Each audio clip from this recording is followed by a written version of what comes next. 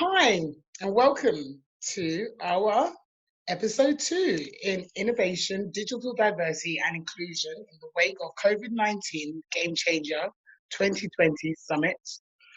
I would like to introduce our second episode, which is Accelerating Change, the Future of Work and Collaboration. My name is Susan Falola, and I am the CEO, Creative Director of JUUBIX Limited, a connecting matching platform that connects startups to expertise and investment in a two-sided marketplace. I would now like to hand it over to George to have a brief introduction. Sure, thank you so much. I myself I have expertise in fintech and blockchain. Been in this market for, I don't know, like 5 years. I'm currently working for a few companies and currently presenting Acumen Capital Solutions. And I'm specialized, I guess, more in blockchain stuff. And we'll be super happy to speak today with all of you guys on the future and the impacts of it. Do we have Bridget have an introduction? Yes, certainly. Hi, everyone. My name is Bridget Greenwood. I'm the founder of The Bigger Pie, which looks at diversity and inclusion within blockchain, particularly focused on gender inclusion at the moment, because we had a report out recently that said that the number of women in blockchain and crypto is increasing, but it started at below 10%. So that's really what we're looking at initially when it comes to the diversity in that sector. And I'm also co-founder with Florian Kruger and Vijay Haddadi with Syndicate Earth. So we all share the same vision that we would like to see the world with more decentralized, so more people having more power, that tech ventures can really be impactful in a positive way, and that diversity and inclusion is everything that we do. So thank you so much, Bridget. And Walyd? Hi, my name is Wiley Devdallah. I am the co-founder of Word of Mouth, which is an online platform that shares and creates inspiring content for young people. We also support brands that would like to create diverse youth Gen Z engagement. So we work with brands from music to retail to food to education to allow them to essentially create a brand and marketing strategy that allows them to engage with young people a lot better. Since Gen Z is going to become the Generation Z, which is anyone born from 2004, anyone born from 1994 to 2004, is due to become the largest online consumer. And so it is a growing need for brands to pivot to appealing to that generation. Fantastic, Walid. Thank you very much. And second to last, Marissa. Hi everyone, thanks Suzanne for having me here today. My name is Marissa Ellis. I'm the founder of Diversily, and there's my diversity.com if you want to go and check it out. I'm the creator of the Change Canvas, which is a widely adopted visual framework for driving positive change. So I've worked in the tech sector for far too long now, a good couple of decades, and I've helped tech companies and businesses, large and small, from blue chips to startups. I work as a digital innovation consultant, an advisor, a strategist. Essentially, the hub of what I do is I help leaders and teams lead strategic change, always powered by inclusive intelligence. So thanks for having me here today, Suzanne. Looking forward to the conversation. Fantastic, Melissa. And of course, our fantastic Alex. Would you like to have your introduction? It's about that time. My name is Alex Ursino. I am a marketing manager here at JUUBIX, and I also work as an associate at Fintech Worldwide, which is now Fintech TV, which is a fintech blockchain digital impact network. And I also do consulting for the fintech industry here in New York and around the world. I'm happy to be here. Thank you so much, Alex. So now we're going to hand it over to Alex to have his 5 minutes overview about the episode topic. Handing over to you. Okay. So welcome, everyone. As we all know why we're here today, let's get started. So the coronavirus pandemic has had unprecedented shifts in all of our lives in a variety of ways. First of all, borders have shut at an unprecedented level since the Second World War. Many industries have just come ground to a halt at stay-at-home orders, which has in turn created a huge stressor on many government welfare, health systems, education systems, as well as private sector. A lot of the blue-collar workforce, white-collar workforce has shifted rapidly to working from home digitally. That has its own challenges in terms of security, in terms of accessibility, in terms of ethics with productivity tracking, and it's not going anywhere. But this has, in turn, made a lot of things that have been in the pipeline for about 10 years, thanks to broadband interactivity that is capable. We're able to do this, but there's a lot of governance around this that wasn't planned to be implemented right away. And also, it's shifted a lot of the focus from more macro solutions to right now. So in terms of just people getting to doing the work they need to do, automation has started, it's now in the centerfold. Things that were supposed to be automated maybe down the line are going to start being automated right now. What does that mean for workers? What does that mean for workforces? What does that mean for governments? What does that mean for governance? But also, it's a great opportunity because now that it's all, I think, it's all streamlined online. And while we're still adjusting to it in quirks and we have accessibility issues in terms of bandwidth and internet access, now that it's all there, the structure of innovation in terms of skills, in terms of access is now centralized. So whereas a lot of people that for a variety of reasons due to history and their own issues or their own circumstances in terms of whatever, now have a playing field. They're on the same playing field. So to utilize this would be amazing. Like we can now utilize these systems that were sort of sci-fi-esque just a few months ago to really make an impact, because we still have a duty to serve people that are just all workers, regardless of anything, origin, accessibility, gender, ability. So now we have this really great catalyst for making a positive impact and including people that has historically been excluded. And with that, there's opportunity. So we're here to discuss some of the challenges and innovations that we can really tackle right now with this as a silver lining, if you speak. Let's make it better. Fantastic. Thank you so much, Alex. That was very insightful. Now we'd like to point our first question. So our first question for today is, COVID-19 has been a game changer in accelerating digital participation across sectors and teams. What impact will we have? What impact will this have on inclusion and diversity? And I'd first like to point that question at Walyd. So Walyd, if you could please answer that question. Walyd, are you there? You're on mute, Alex. Walyd. Oh, right. Okay.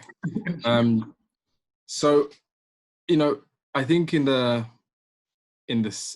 6 weeks that we've been, how long has it been? 6 weeks? 6 weeks that we've been in lockdown.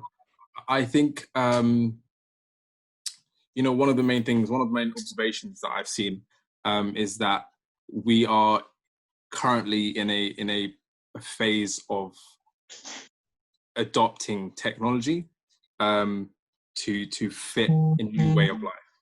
And so, I was thinking, I think there's these there's two faces of a coin. There's adoption, and then there's the adaptation. And I think currently we're in a phase of adopting technology, so adopting ways of communicating with people long term, at the same time staying at home. And I think currently we're in a phase of adoption, and slowly we'll see that people will move.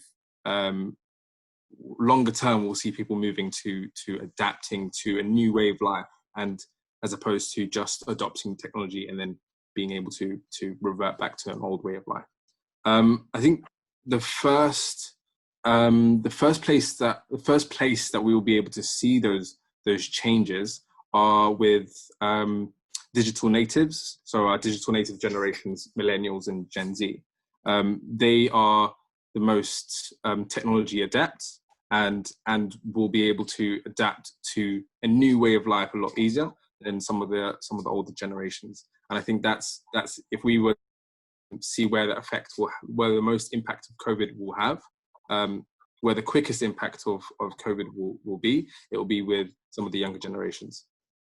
And an interesting a story that I've seen recently is that Cambridge University is actually moving all their lectures online until 2021, which means the current year, who's starting in September, will have their first year of university online. Absolutely, all of it online, 100%. And now the interesting thing about that is that, when you think about the value of going to university and what employers are looking for, there is a shift there, and what employers are looking for to hire in terms of the talent. Now, are we by moving to a more technology-centered world, are we developing a younger generation or a younger population that is more technology adept than the current population of young people? And how will that impact industries now? And how will educational institutions need to adapt technologically to allow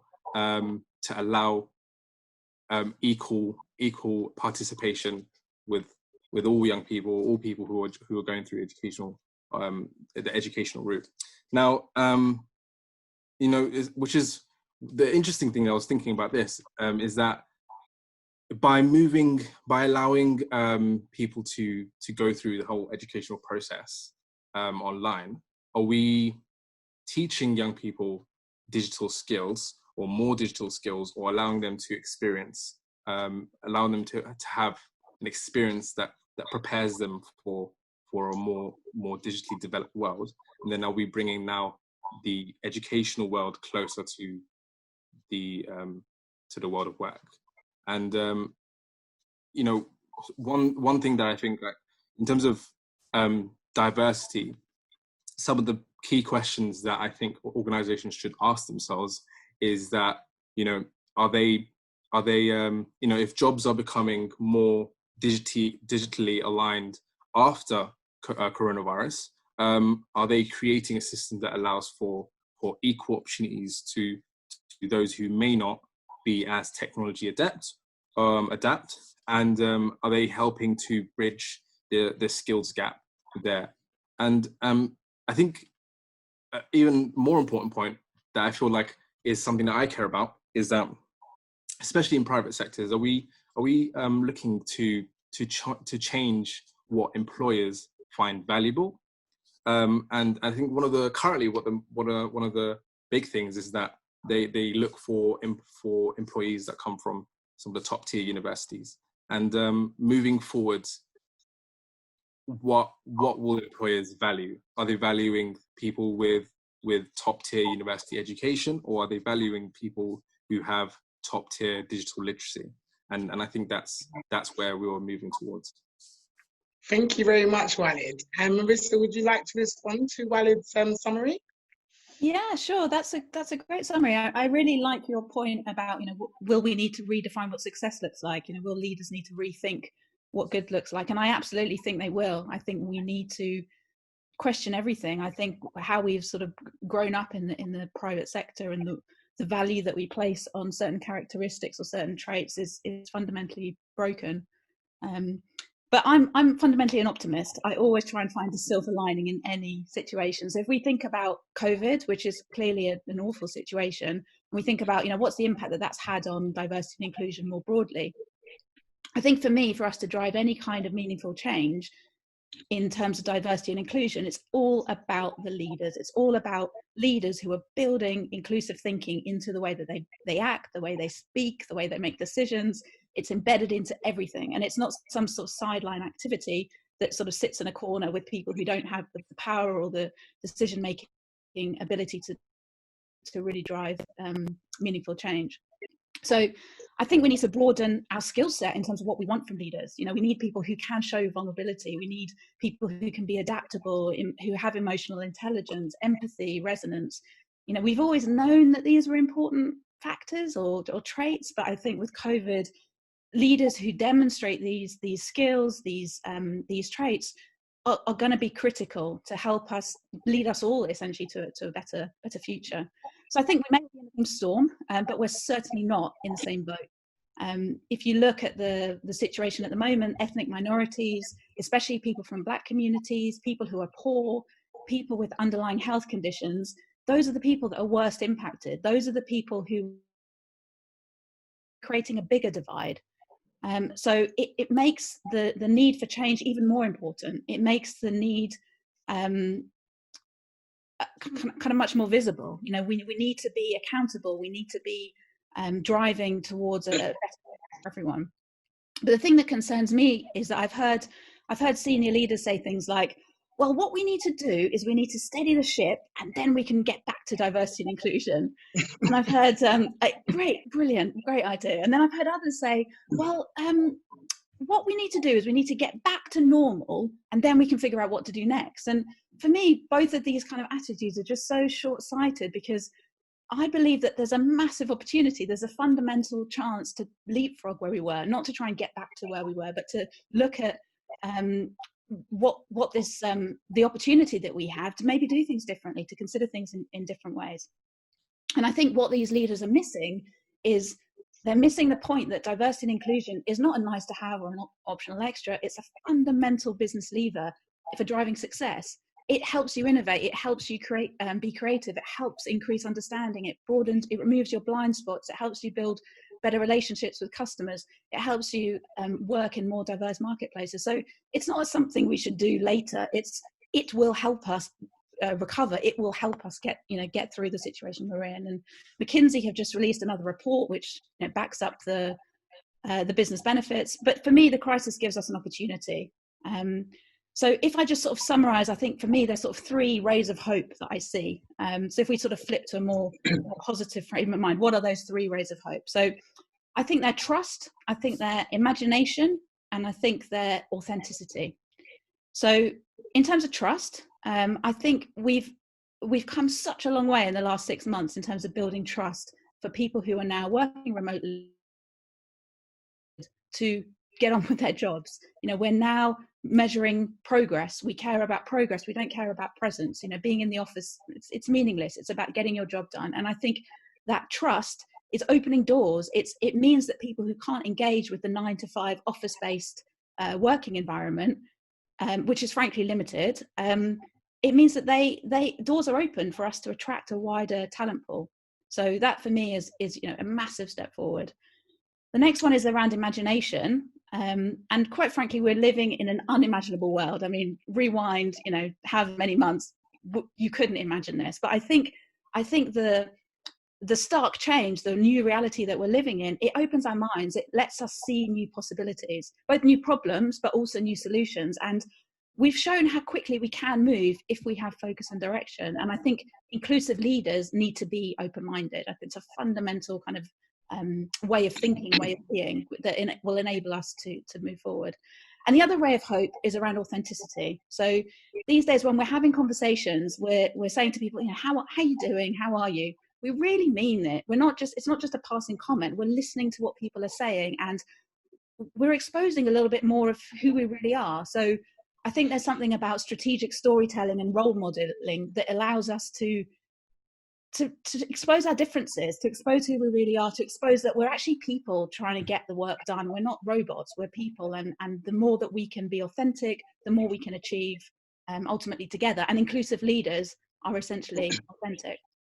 So to summarize, whilst I don't think we can take our foot off the accelerator, I do see hope emerging in increasing trust, in increasing imagination, and importantly, in increasing authenticity. Fantastic. Thank you so much, Marissa. I would just like to touch on what Marissa said. I also believe that, you know, this is the year of the women. Women leaders are going to be quite, you know, prevalent in terms of the change going forward. I think that, you know, having women as leaders actually brings more empathetic culture, and also just creates a whole change in terms of how we view things from a corporate perspective or even from a business perspective. I mean, myself, I'm a woman leader, and I embrace, you know, leading men or females in my workforce.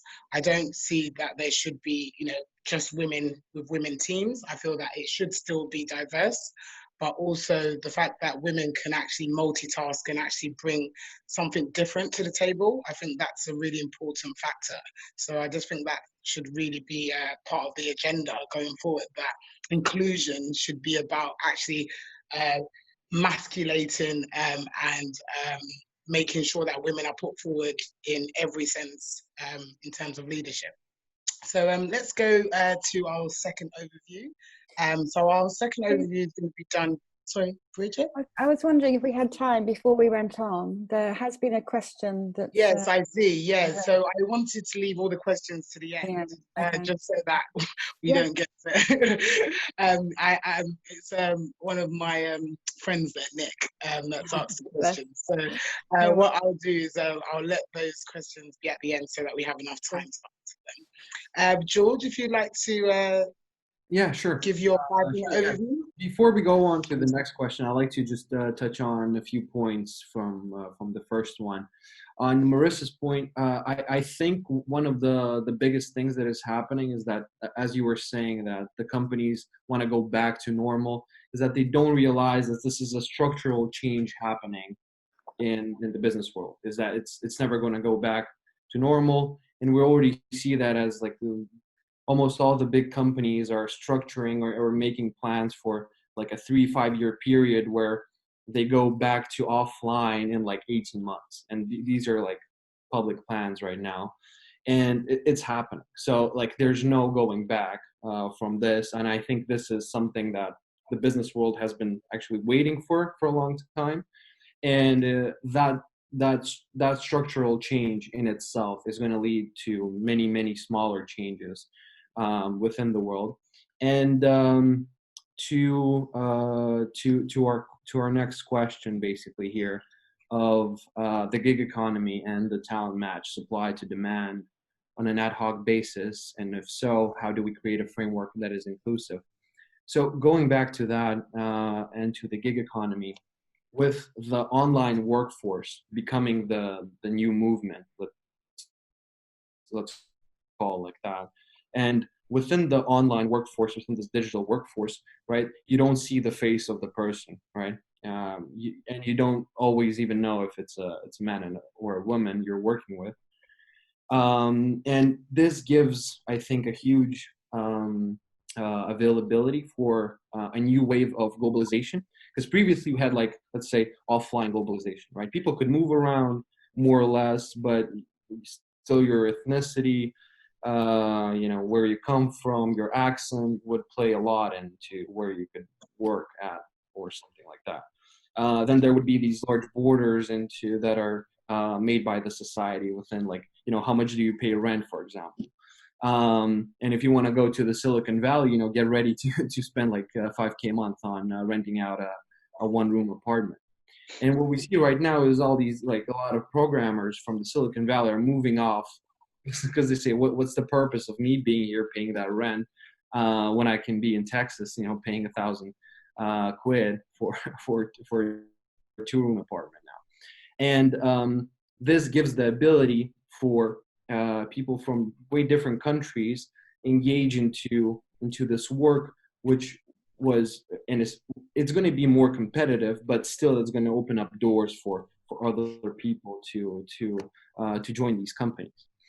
And I personally think that through this competition, we're going to see a lot of these leaders, as you were talking about, women and people from other ethnicities taking on those spots of previously, let's say, just people that were born in these countries and that had an advantage just because they were born there. So now with the gig economy, the whole thing of businesses becoming like online businesses and all of the businesses becoming online businesses is that from the business perspective, when you're going online, the thing you do is you try to see how much you can cut down the tasks that you're doing into smaller things.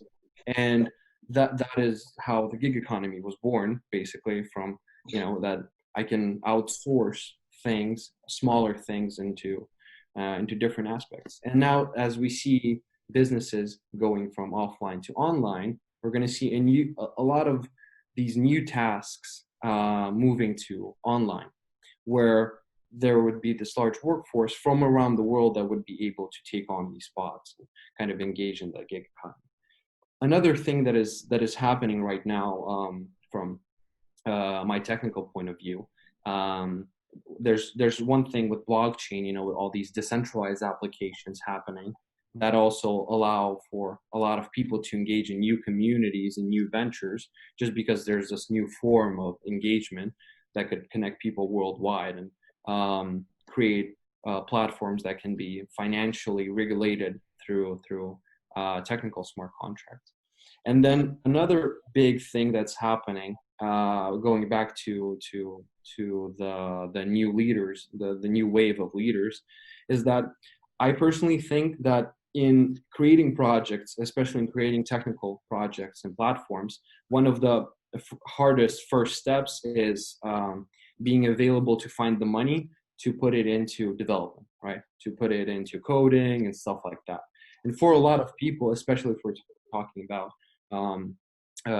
diversity, it's difficult for a lot of people to find that money to make that first big step, right? And to launch their new business, new platform, their new idea out there.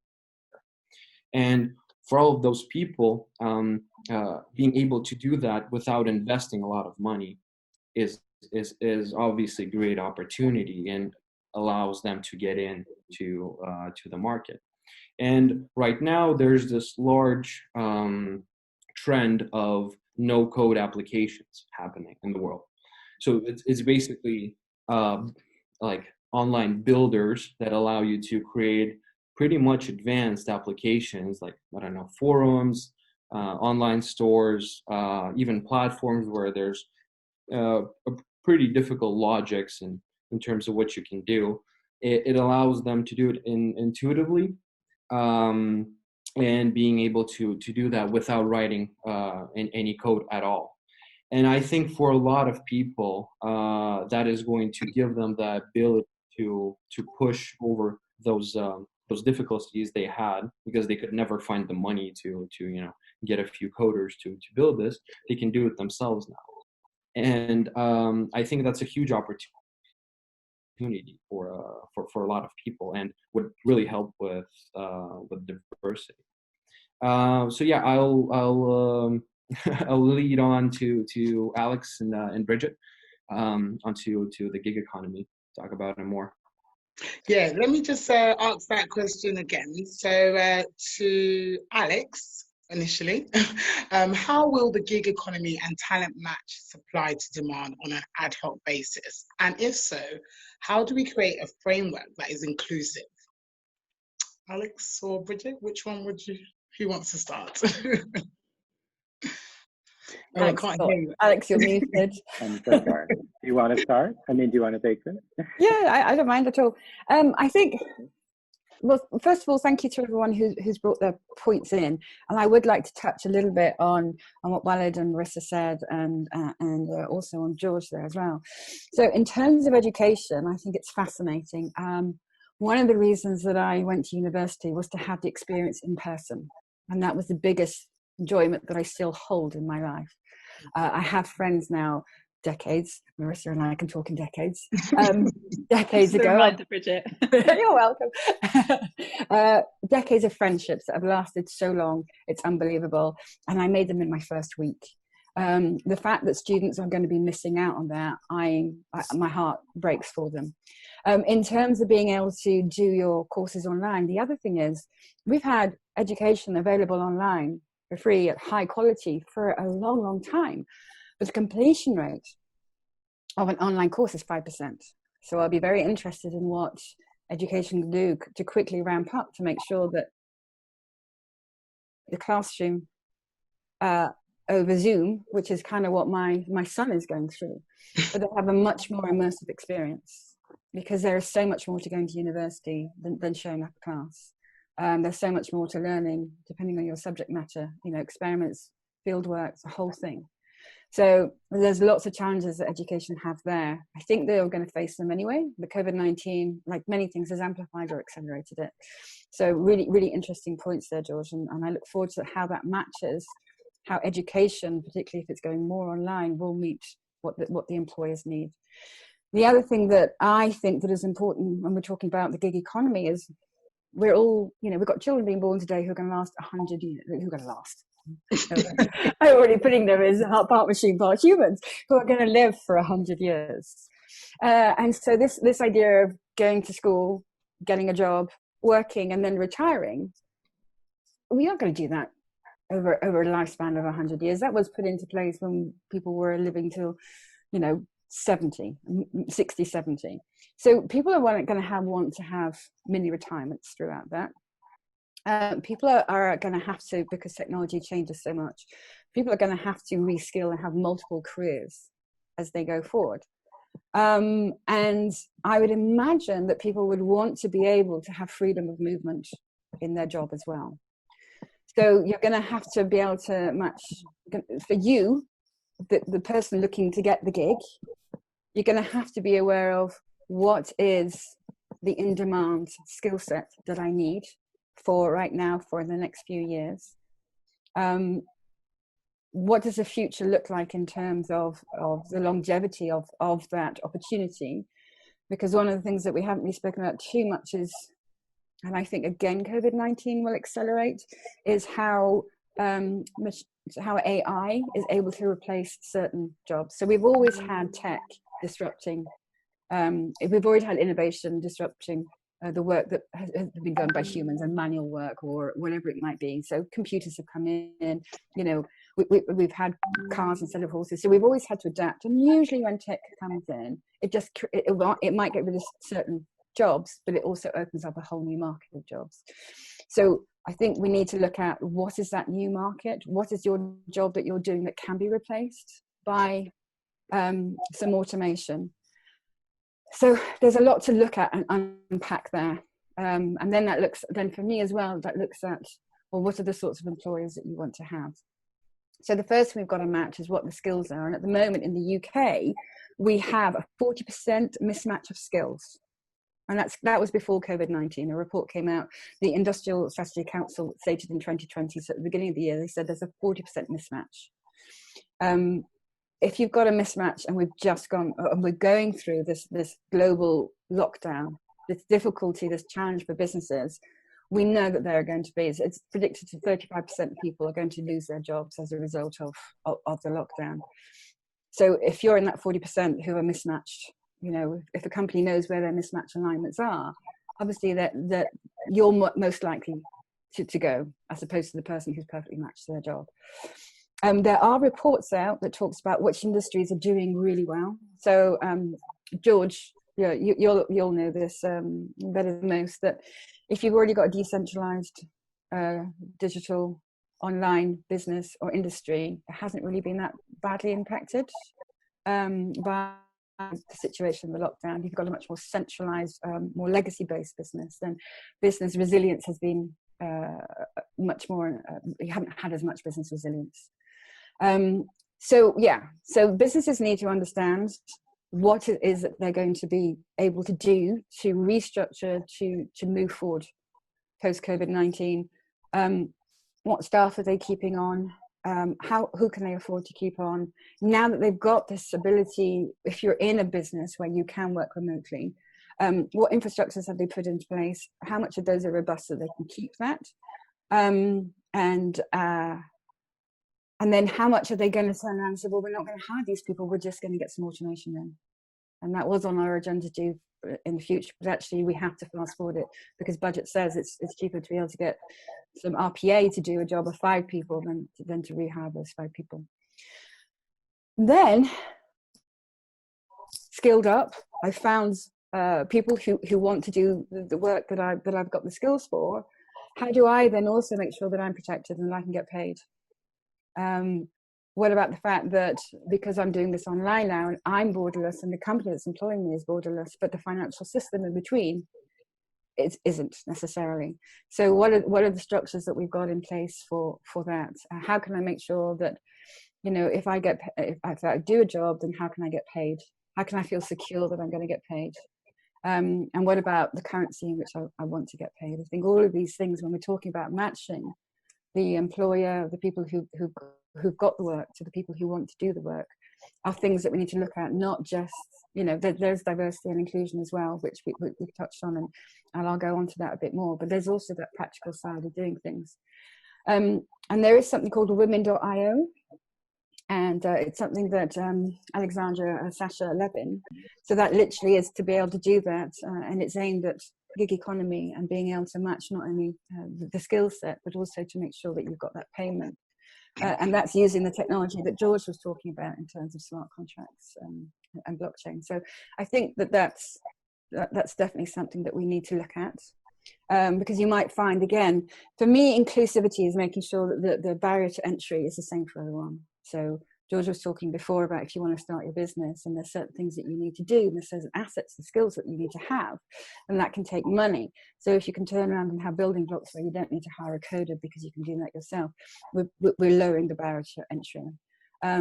But if if you're doing some work and you can't afford to chase the payment, then that's putting you at a disadvantage. So again, I think having solutions where everyone who's going in doesn't have to worry about, well, it's more of a risk for me because if I don't get this payment, I can't afford to chase it, than it is just the person next to me who actually has the ability behind them.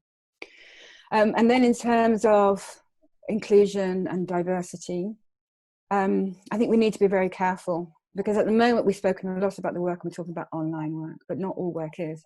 So again, going back to how long are people going to live, the longevity of people's lives is going to change. So the marketplace in terms of the services and the needs of an older generation are going to become new as well. And how much will those be online, and how much of those will actually need a human to be there to be able to look after them? And in terms of how important care work is, I think COVID-19 and the lockdown has really shown actually that frontline work has been the key, and that's kept us going, that's fed us, that's made sure that we're well, that if we do become sick and it's really bad, that we still have these people who are going to work, who are showing up, who are delivering goods for us. There is a lot of value in that, and we need to be able to appreciate that. So if you are in a job where you can't just transfer to get moving online, I think we need to be very careful about how we emerge and inclusiveness and diversity from that. Something like over 80% of globally all single parent families are led by women, by mothers. And we already know before we came into COVID-19 that there has been a disparity. So flexibility at work has meant that a lot of women have, once they've got care at home, whether it's elderly relatives or it's young children or whoever it might be, the lack of flexibility at work means that they've had to leave that. So on the positive side, where you do have the ability to have flexible working conditions, I genuinely hope that we seize this opportunity where a whole bunch of people who are now having to work at home with their children will recognize the value of actually trying to juggle having a family as well as having work.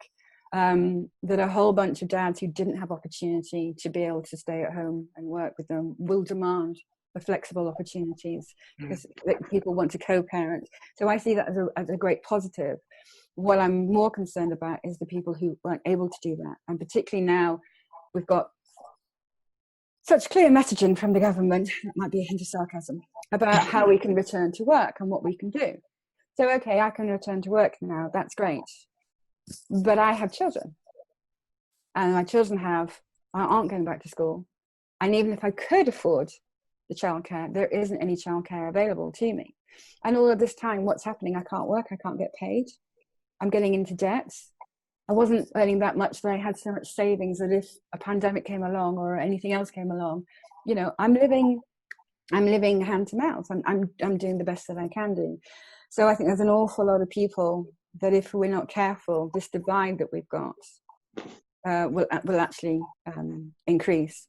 And then again, the other side of diversity and inclusion and everything that we're talking about is if we're going to be using tech to help us, this barrier to entry, is that too high for some people? And if it is, what can we do to get the hardware into the hands and connectivity into the hands of the people who need it? So, sorry to stop you there. No, I finished now. I finished now. Thank you so much for that wide view on all those different topics that you mentioned. And if we could get a response from Alex. Sorry, Alex. More short ones so we can have an interaction. It's okay. This is what it's all about. It's amazing. I mean, I echo that. In response to the gig economy specifically, the gig economy has really taken off in the last 10 years with the advent of new technologies, but as well as proprietary bodies, you know, like, and those proprietary bodies are hyper regulated, usually geographically based and politically based, geopolitically based. You know, I think about Uber, you know, all these people could now join the workforce for Uber and drive cars, but it was at a 20% goes to Uber, and also it was very highly regulated in which markets it was in various ways and all those things. In a different way with like Fiverr, with freelancing, you know, has happened. But now this really has, with the opening up of opportunities, and now that like things such as like blockchain and smart contracts that like I said, a few months ago were like almost like weird words to a lot of people, not the six of us, but a lot of people would be like, what? Now their implementation is makes much more sense to a much more broad subset of, you know, gatekeepers. So that's something to really be explored, and that can there's a lot of value to it. What we have to be careful of is that with all of this messaging of going back to normal, the normal is what the stakeholders that benefit from that normal status quo would, you know, continue to benefit from. But us as a society, us as a human race, because what we all are just one human race. So for humanity, this is the next step for us to really accelerate. So even the things that are like that are going to be the jobs that are going to be quote unquote, in case anyone can't see me air quoting, lost to automation, are menial jobs. And that means, or not, they're not menial jobs, but they are jobs that are able to be automated. And with that automation, there is a chance for those people that used to have those jobs just to survive, if they were lucky enough to have those jobs, which the majority of the population of the world is starving, then they can go and become either more educated, get the skill, or matched, gain the skills to have another level of like cerebral interactivity, cerebral innovation for us as a people, as a human people altogether. So I think that that's really invaluable if it's leveraged correctly. And I think that it can be leveraged correctly with the use of really innovative, great systems, such as JUUBIX. JUUBIX talent matches people without any gender or socioeconomic or preconceived bias. And that's what, if everything goes on to digital, not everything will, but if the gatekeepers are on digital, and then we're on a platform where we are held accountable to not have these disparities and these preconceived biases, and that's held accountable by either by governing governments, governing bodies, and intergovernmental organizations, then we can really flourish as a society. And then the sci-fi stuff that we've seen is not going to be so sci-fi. We're going to be able to explore depths of the ocean, space, our body, like everything at a much higher capacity. But I think that it's very important to make sure that like you were saying, the barriers to entry are alleviated, and it's incumbent upon us all as members of humanity, but also private institutions and, you know, maybe decentralization folk, to make sure that we can deliver on the infrastructure that's has been being built for several years now, and now is going to continue to be built at a much more rapid pace. It's now in the forefront. So as we can utilize that to then utilize this talent and expertise of all of these individuals that have historically been, or, you know, for whatever reasons, various reasons, been, what's the word for, like disenfranchised, basically. And so, because with diversity comes more innovative thinking, comes better products, comes better ideas, just fundamentally. And the status quo of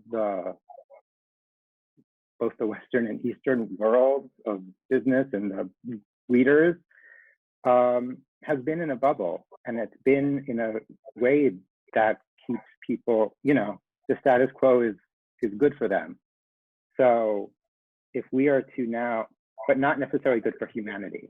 And so if we are to utilize these ways in terms of mentorship, in terms of access to education, in terms of reskilling, upskilling, in terms of our curriculum, in terms of world curriculums, now that the borders are kind of, in one way, they're up physically, but in another way, they're down, you know, informationally. And so we can really utilize that to have ideas that we, as, you know, all of us who are all happen to be sitting in Europe, would never even think of, because we didn't have the, you know, whatever, whatever, like, you know, somebody in sub-Saharan Africa, somebody in India, someone, you know, like anywhere who didn't have these barriers to entry. If we alleviate them, then, we can collaborate on something and build something even better and even more exciting. And it'll be more inclusive, just fundamentally, systemically. So I think that that's really what's really exciting to me, and the silver lining of this is that we can fundamentally just grow and solve problems that are like immediate problems, make problems that are immediate problems to the majority of the world not be problems anymore, and then work with them to go and do stuff we can't even fathom, you know, because otherwise, what is it? Otherwise, there's until we get the great filter, until we reach that great filter, we'll never know. So we can keep going now with it. Fantastic. Thank you so much, Alex. I would like to go into our interactive session where we have our first question here from Nicholas Stanler. His first question is, how will this have an effect on companies' culture becoming online digital? What is needed to be done to make this a game changer for businesses to lead the digital online movement? And I think that he was referring to our first question. So whoever would like to answer that question, maybe the people I can go for that. Okay, go ahead, Walyd. Great question. Yeah, great question. I think what I'll do is I'll bring something that Marissa said, a great point from Marissa earlier, was that it was, you know, we're getting to know people in a different way. And I think and I think most of you, if you've been on calls for the last 6 weeks, you will have found that you have found opportunities where you've been on calls with people and their kids come running in the background, or they have pets, or they show you their hobbies, and I think that's really important to point out, because it's amazing to see how, when we're so far apart, we're becoming closer. Now to answer the question from Nick, you know, how does company culture change? Is that how does company culture change becoming online and digital? And I think one of the most important activities that I do as part of what I do is networking, being able to get to know people, meet new people, make new connections, and a lot of the times when I try to grow my network, a lot of the times when I meet new people, it's often, business is often not what I talk about. It's usually just getting to know the people that I'm speaking to, and eventually, you know, with the hope that in the future we could both benefit each other. And I think what we're missing now, and I think there's a great opportunity is being able to offer that same level of connection and engagement, and being able to grow your network at the same time being so far apart from people. I think, you know, platforms that connect people online would complement the kind of physical networking, but human connection at the end of the day is very important. You know, and our computer screens, our laptop screens, you know, our laptop screens are the windows into other people's lives, and they are the gatekeepers to human connection, and that's what we're moving towards. And I think it's if a great opportunity would be someone who's be able to create the same networking experience that we used to get, but with a new in a new way, a new world. I would just like to touch on that, Walyd. Thank you for your points. So I think, yes, it's true that we need to incentivize people to want to communicate. So, for example, when you go to a networking, event, you don't know who's there. Obviously, you know about the event, you know about the speakers, but you don't know about the participants that are going to be there, the customers, right? So now when you get there, you want to talk to everyone, but you don't know who you should talk to. Whereas if you have like a matching solution that would actually match potential participants with the potential people that they need within their companies, this could make networking events much more connectable, and then also incentivize people to actually want to connect. So obviously you have different perspectives, different people. There's people that are more quieter, there's people that are more engaging, there's people that are able to communicate, there's people that are not able to communicate. So if you have a facility that actually matches them prior to an event or even a meeting within a organization, this actually helps to engender people to collaborate and also to help people engage. So I think that is really important going forward, to incentivize people to connect and to incentivize people to actually engage with one another. Let's go to our second question. 1 second. So our second question is a statement. So a statement made by Nicholas, once again. Due to the COVID pandemic and lockdown, firms will realize that they will have spent too far much on office space. This could be a huge cost saver. The downside is the pressure on the commercial real estate market where billions have been invested. So I would like to agree with you, Nicholas, on that. I do feel that we waste a lot of money on, commercial institutions where obviously we'd have a lot more land space, which would obviously go back to our climate, our climate issues.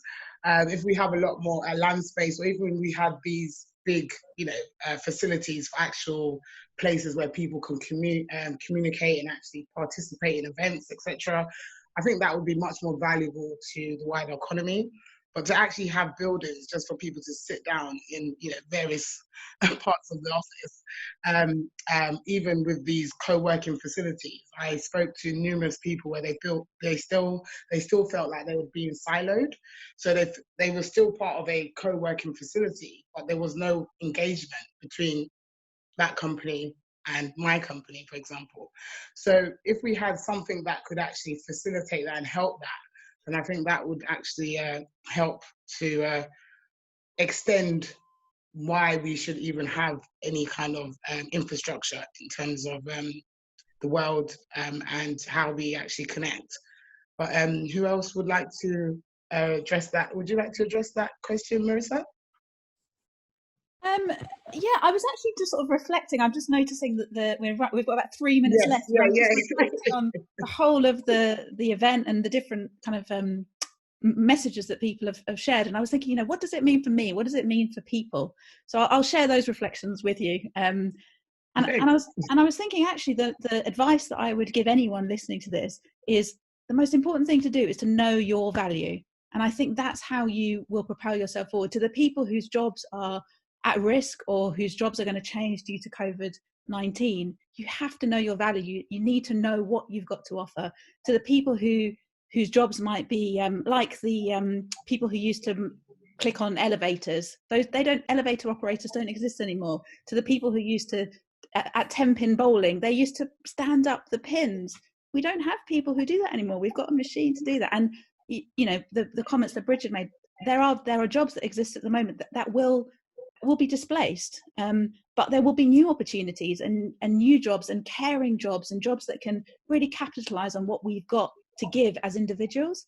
And to the people, to the women or the ethnic minorities or the people with disabilities who look into the boardrooms and think, I don't belong here, I can't see myself here. It's the same message. It's know your value. If you know your value, you can position yourself, you can find your path forward in the gig economy where maybe you're not going to get a job and have that as a job for life. If you know your value, you can find your best path forward in the world. So that was my kind of reflections on listening to everyone. So thank you all so much. It's been a delight to hear your thoughts. So we're going to wrap up this session. I'm just going to, obviously, the people that obviously didn't speak as much as well. So I just would like to obviously hand over to George just to have his closing remarks. And then maybe Bridget, if you would like to have your closing remarks as well, just to finalize. Yeah, I think this is a global structural change in the way we work and the way we live. And yeah, the real estate market is in a bad spot, obviously, with all of this happening. But we're definitely going to survive. There's going to be a bunch of new jobs. And I think this is going to be one of the biggest things that happened to diversity in a long time, or the end results of COVID will be. And hopefully we, in a few months or in a few years, we look at this time and we'll say we were lucky to get this jump and jump over the 10 years or another 5 years that we would live normally till we got to this point. So yeah. Thank you, George. Yeah, I think that's a great way of looking at it, and I do think, although that there's been a lot of sadness and a lot of stress and a lot of worry, there are opportunities here, and we would be remiss not to be able to reflect on what those are and then create a better future and really take this time to think about what that looks like, because we won't have a time, we've never had a time like this. Whether or not we have another time like this again is another matter. And it's such big questions, and that's exactly why we're doing an event actually, Susan, on the 10th of June for onesociety.org. So if people like this type of conversation and want to take it further, then please do check that out. Fantastic. Well, thank you so much for all our fantastic speakers today. Thank you. Really appreciate your time and your contributions. And I just would like to say thank you, and I wish you all the best with your individual projects. And hopefully we will be able to collaborate in future. Amazing. Thanks, everyone. Thanks for listening. Take care, guys. Bye. Bye. Later.